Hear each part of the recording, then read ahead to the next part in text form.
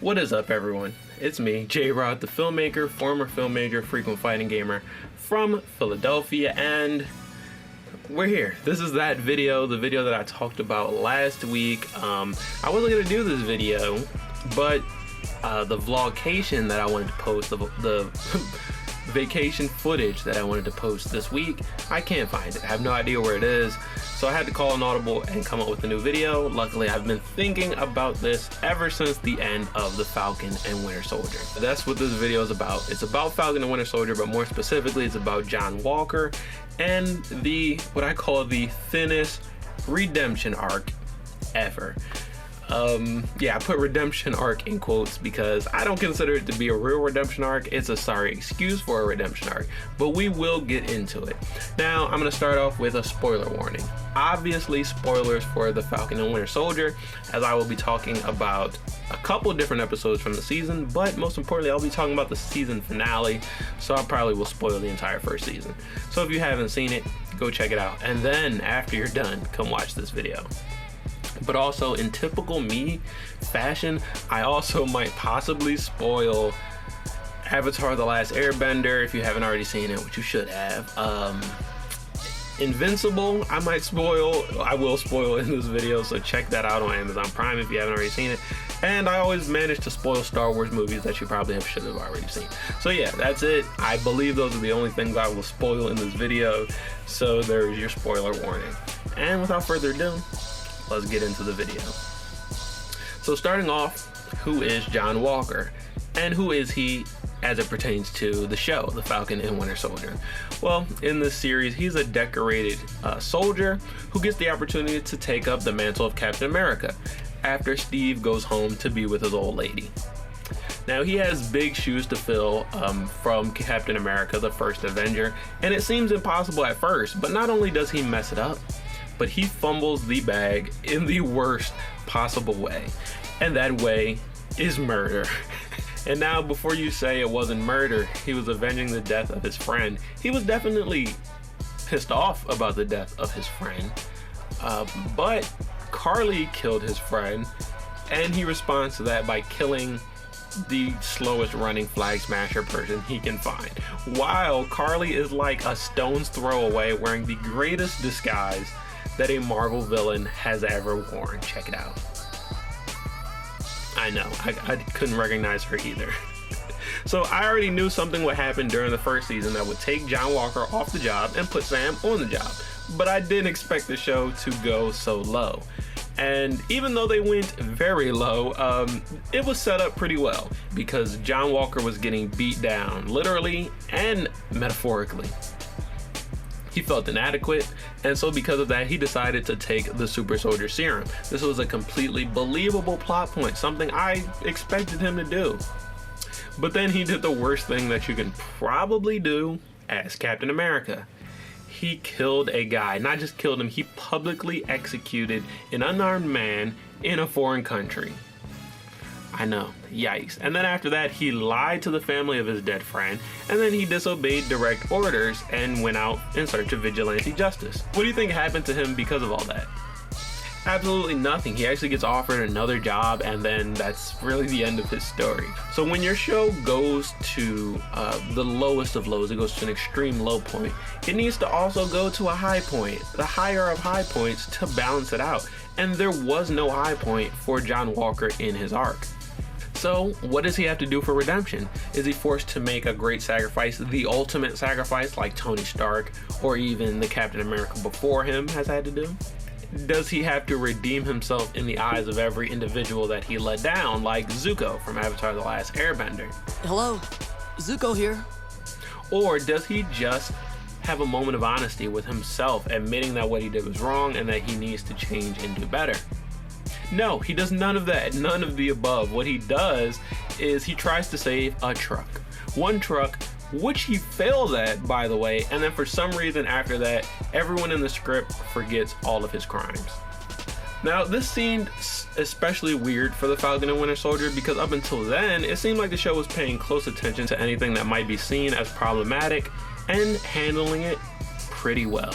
You have the fact that they talked about the history of racism in the country and how that would affect how the next person becomes Captain America. They talked about the danger of becoming a super soldier and how that's directly linked to supremacy. And they also talked about Bucky and the fact that he is trying to heal from the traumatic situations that he has inflicted upon people and also experienced himself. And they talk about how it's a long and hard journey for Bucky. I mean, throughout the show, he's still just trying to get more and more of that redemption, that forgiveness. So why does a show that makes these conscious decisions, why did they also make the decision to give us a moment of desperation that was great and low and pair it with a non-existent redemption arc? Why? It sends a terrible message when you think about it, especially when there are many real-life traumatic situations of people using deadly force extrajudiciously and facing little to no consequences. So you're probably wondering, well, how should the show have handled this arc? Well, there's a great example of a show that went to a similar place, a similar low, and they handled it a lot better. The HBO show Barry. And I knew I would forget one. So spoiler warning for Barry. If you haven't seen it already, I highly recommend you watch both seasons. But Barry is also a soldier. And after his active duty, he decides to become a hitman. And through that job, Barry has to do some terrible things, but he genuinely wants to do better. He genuinely wants to be a better person. And so he tries to give it up and become a Hollywood actor. Now here's where the similarity comes in. In the show, Barry tells a story about being on patrol when he was a soldier, and one of his friends is shot by a sniper. This sends Barry into a rage, and he ends up killing an innocent bystander who he thought was involved in it. Now, like I said, this is very similar to what John Walker did, but here's how a normal person, a civilian if you will, responds to Barry's story. After that, I didn't feel like I deserved a good life.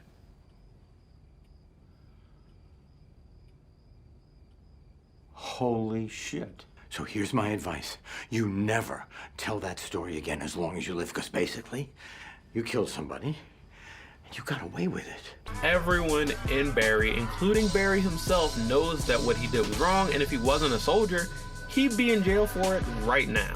Something that John Walker could never admit to himself. And you're probably wondering, well, how long is Barry's redemption arc? After 2 seasons and a total of 18 episodes, Barry's character is still working for that redemption, which is way more believable than John Walker feeling redeemed after a 30-second scene.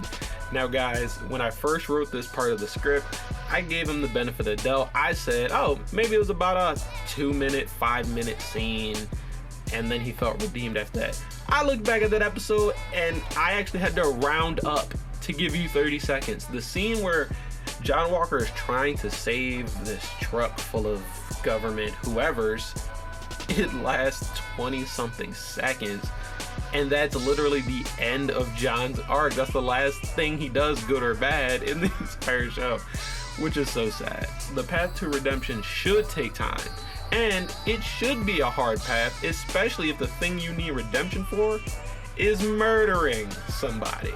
So another problem with these thin redemption arcs is that they only seem to work for one kind of character. And to save time, I'm just gonna call it like it is, white supremacist characters. I talked about the Zemo quote where he says this, talking about the link between the super soldier serum and supremacy. She's a supremacist. The very concept of a super soldier will always trouble people. It's that warped aspiration that led to Nazis, to Ultron, to the Avengers. And in the easiest film read that I've ever done in my life as a filmmaker, you can obviously see that because John Walker chose to take that serum, it means he's a white supremacist. Not the white supremacist in the way that you commonly think of it, but he's white and he's a supremacist, which makes him a white supremacist. Now, a more obvious example is a literal white supremacist redemption movie. This Taraji P. Henson movie, I don't remember the title, and I don't think you should watch it because I didn't want to watch it, but I ended up seeing anyway. It's about a literal white supremacist, a KKK member. Through the story, he starts to second guess his beliefs, and by the end, he leaves the KKK. Now, the movie would frame it as if this is the end of his redemption arc. He left the KKK and he started to treat black people with basic human dignity, so his redemption is done. But that's just the beginning of his redemption. He needs to do the work to dismantle what he's built with the Klan, or else there is no redemption. None at all. If You look at something like Avatar, The Last Airbender, or Star Wars, the parallel to supremacy or Nazism, it's obvious, it's well known. And in order for Zuko or Darth Vader to find redemption, they had to do something significant, something that would end their respective wars. And without that step, there is no redemption for Zuko or for Vader. And then my final example is from a show that I consider my favorite show so far this year. Invincible. I know, spoiler warning again, I know I said it in the beginning, but spoiler warning for Invincible. But in the show, the too long didn't read is that Omni-Man makes everyone believe he's their Superman when really he is from a race of super-powered supremacists, and his goal is to destroy / enslave the entire world. Now, Omni-Man may have a redemption arc. I don't know. I'm not reading the comics, so don't post any comic book spoilers. I'm just watching the show. But if he does have a redemption arc, it hasn't begun yet. And this character is an admitted supremacist who would destroy or enslave all of us if given the chance, and people still love Omni-Man to the point where if they gave him a redemption arc, people would eat it up with a knife and fork, even if it was the thinnest thing that they could come up with. Even if Omni-Man just came home the next day and said, damn bro, my bad, people would eat that redemption arc up because of the type of character he is. Now imagine there's a character in Invincible, Amber, and she, you know, she's a girlfriend type character. She acts like an asshole in one episode, and then in the following episode she tries to make up for it. Do you think those same fans are going to be here for Amber's redemption arc the same way they are for Omni-Man's? Of course not. Do you think that if Sam murdered a guy dressed as Captain America, that he would be redeemed in a short 30-second sequence like John? Hell no. And my main point is that the redemption arcs don't have to be perfect. They probably won't be perfect, but they need to involve a couple key things. First of all, admitting that what you did was wrong, something that John Walker never once did. Never to himself, never to Lamar's family, never to anyone. The second thing is that the character has to actually want to make a change. That's something we never got from John as well, admitting that he just wants to do better. The third thing is doing good things that are as significant as the bad things you've done. For John Walker, I would just start with working the case you were assigned to work and stopping Carly. If you look back at the show, John Walker never once made progress in stopping Carly. He got faded by her on every occasion, including in the season finale after he's all roided up off of vigilante justice and he made his own shield and he shows up. He still got faded by Carly. Is this your case? Oh, he can't even do, he had one job and he can't even do that right. And then the final step is that you have to wait.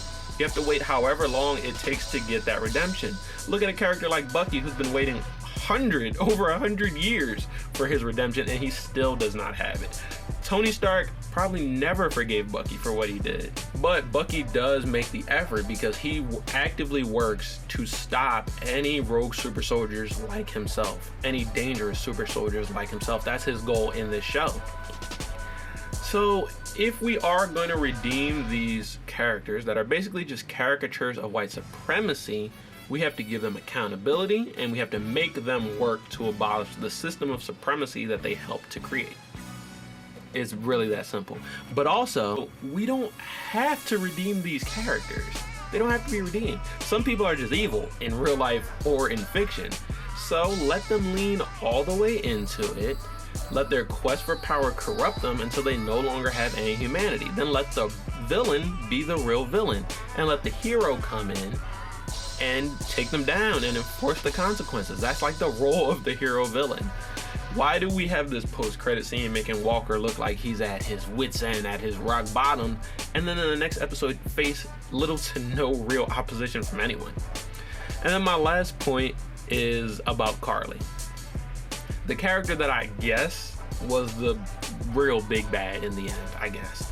But Carly was the most sensible character in the show. If you think about being from another country, the Avengers are not a symbol of hope like we think they are.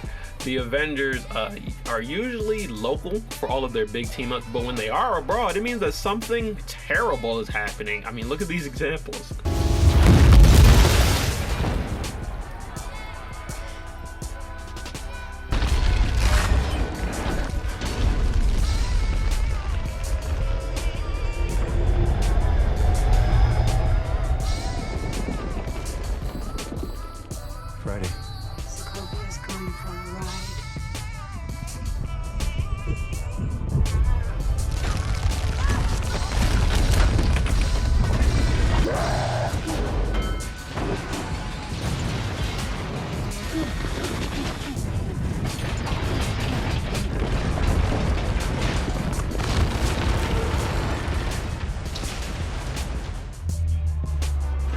Even without the blip, there were probably millions of people who needed the Avengers but never saw them.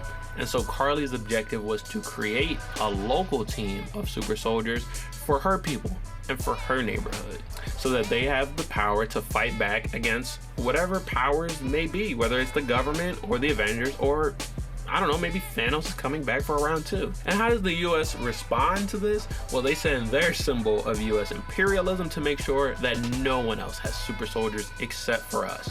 I was rooting for Carly the entire series, and her and Sam had some great moments where they saw this commonality. And what did they do to redeem her? They don't. They killed her ass. Yep, sure did.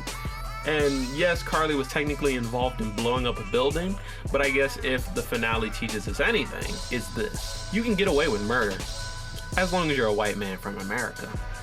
Oh, and you can become a super soldier and move throughout the world, wherever you want to go, unaffected by anyone else or their politics, as long as you're a white man from America. Don't be a black super soldier, that's not allowed. Don't be a European super soldier, or you will get murdered. If you want to be a super soldier, you got to be white and American. And if you want to murder somebody and get away with it, you got to be white and American. And that is just like the most backwards message that I think the show could have ever come up with. And it's exactly how I feel from the season finale. So it's how I feel about the show overall, which does not, bode well for my review of the show, because I like the show. I liked a lot of the episodes. I think they did some amazing things. And then we get to this final episode and they just kind of, I don't know, like, they make this they put this extremely dangerous message out there. They don't really add any accountability, and it's really weird to look at. So that's really it about John Walker's arc and why I hate the ending of it so much. So that's gonna be it for this video.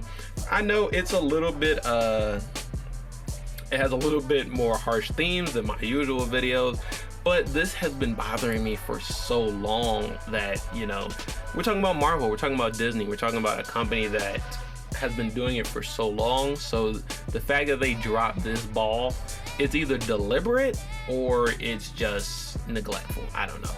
But yeah, that's gonna be it for this video, guys. Tell me how you feel about John Walker's Thin Redemption arc, Sam's arc, Bucky's arc, Sharon's arc, Zemo's arc, Carly's arc. Tell me how you felt about the Falcon and the Winter Soldier finale. Tell me how you feel about Loki, which is out now. I actually haven't seen it as of recording this video, but I will watch the first episode soon.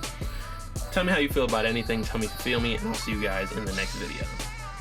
Peace out. The arc's short. They dropped like a 2-minute trailer, and then after that, just a bunch of 30-second spots. I want something long enough to react to. Makes you sound super smart. I am smart. I know. Okay. I'm already like, oh man, their dynamic is gonna be stupid.